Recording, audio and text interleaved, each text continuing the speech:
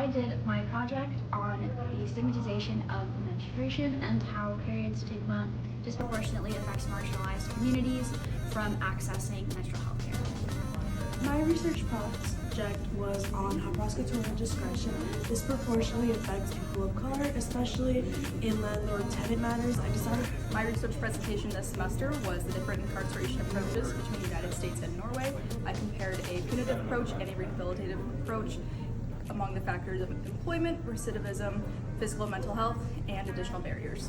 For my research paper, I did a comparative analysis on Section 230 of the Communications Decency Act, which is a law in the United States, and I compared it with the EU's Electronic Commerce Directive, and I wanted to see which one of these is more successful at combating online child sexual abuse material. My research project was on the factors that determine the popularity of sport in different cultures and regions across the globe and domestically. I did my research on if 14C should be abolished and the effects it has on people with disabilities.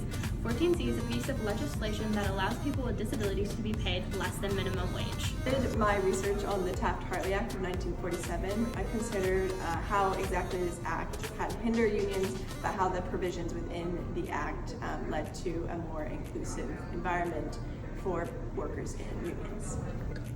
I did my research on housing discriminations against refugees, specifically Somalis and Syrian refugees who have faced the Somalian Civil War as well as Syrian Civil War, and what they go through when they first come to America.